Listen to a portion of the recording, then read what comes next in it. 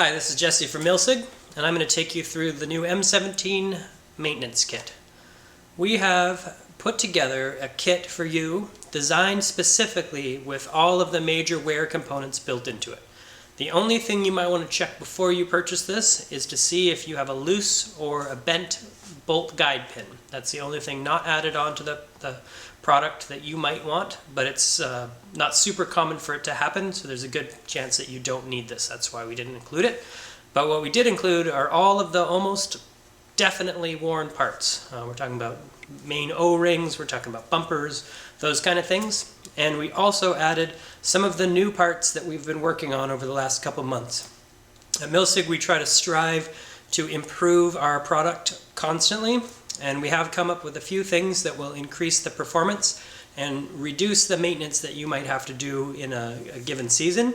And so we've thrown those in there as well. So in this video, I'm going to take you through how to install these parts and a little bit about why some of these parts are being installed in the first place. In your kit, you'll find a new set of grip frames, a ball detent, a safety cam, a new sear and sear spring, 2 new bumpers, a set of grip spacers, and a valve stem O-ring. Let's start by installing the ball detent on a CQC series marker. The ball detent is located under the Milsig emblem on the left-hand side of the marker. Sometimes it's easiest to remove with a dental pick, like that. You want to make sure and face the part that cups towards the front so that it would hold the ball from rolling out of the chamber. Then just reattach that side door, and that's how you do it for a CQC.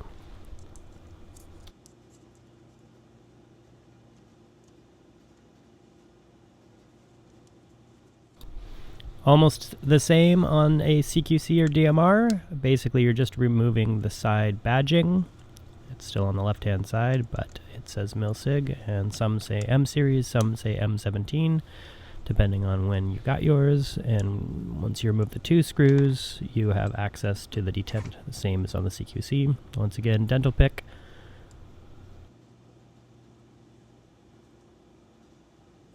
The only word of caution while installing the ball detent is that if you do it gently, you'll be able to do it once the first time.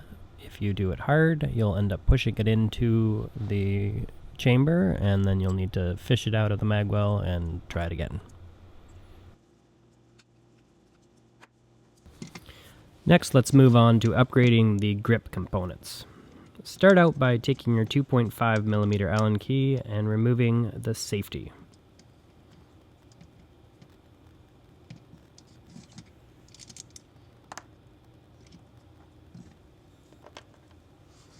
With the safety removed, use a 3mm Allen key to remove the grip from the grip frame.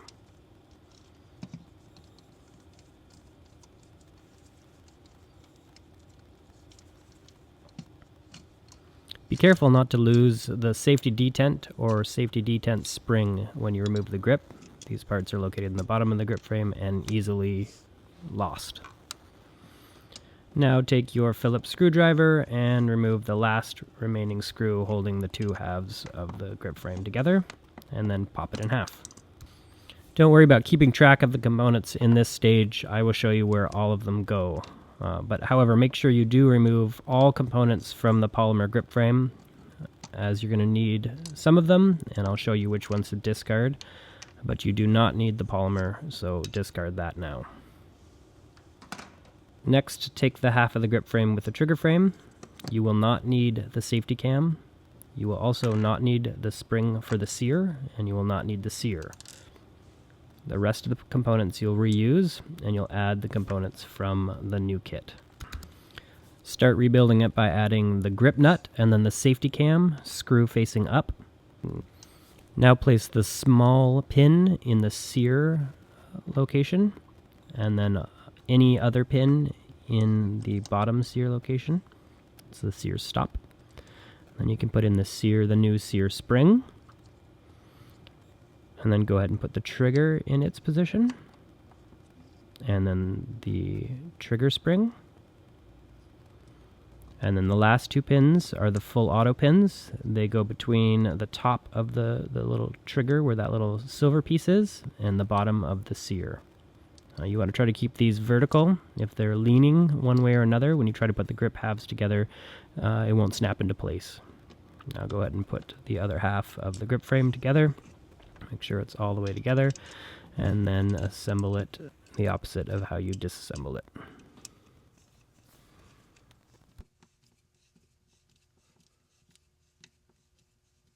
Make sure before you try to install the grip onto the grip frame that you replace the safety detent and detent spring. You want to make sure that the round part of the safety detent faces down inside the grip frame and the flat part faces the spring. For some of you, you actually have a ball bearing in this position, and then obviously you just drop it in and you don't have to worry which way it faces.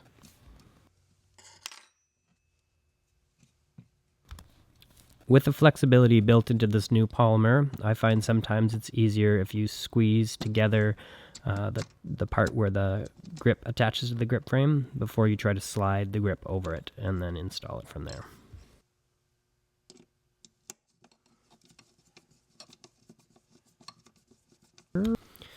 Now, if you forget which direction you have placed the safety cam, there's an easy way to tell how to actually install the safety selector switch.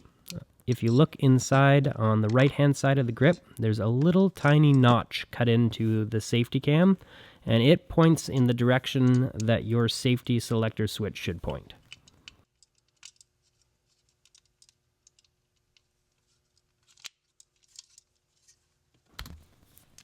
And now it's a good idea to actually check the functionality of your selector switch and that it clicks positively into place in each direction. And this is the point where you could adjust the depth of the screw in your safety cam with a 2mm Allen key, and this allows you to get it exactly in the right place so that it blocks the sear from moving when in safe and allows it to move freely when in any other firing mode. Now let's work on the heat core, and we're going to change the main valve stem O-ring, and we're going to either add 1 or 2 bumpers. You will know which combination of bumpers is necessary for your particular generation of marker based on whether it double fires after all this stuff is done with 1 bumper in which case you change to having 2, and if it doesn't, then you stick with 1. Next, you're going to change the valve stem O-ring. I've shown you this before, but I'm going to do it again because it's one of the more challenging operations for this marker, and with practice it's actually quite easy. The hardest part sometimes is just removing the old O-ring.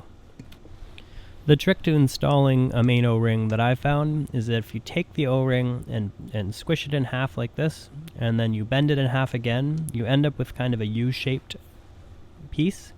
And then with 2 fingers, you can keep it in that shape so that when you go to install it, you can kind of tuck the first part of it into the channel, and then by positively pushing down on it, it holds it while you use the dental pick to slowly work around tucking the rest of it in, and then a thumb to push down even more.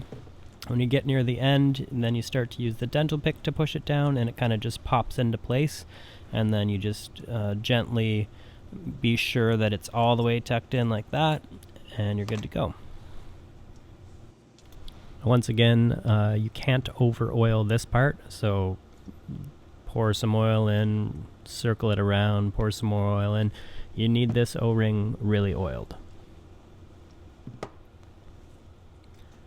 When you go to oil the actual body of this, it's just a pea-sized drop, and you rub it around with your fingers, and it basically just becomes shiny. There isn't excess oil on there, it's just shiny.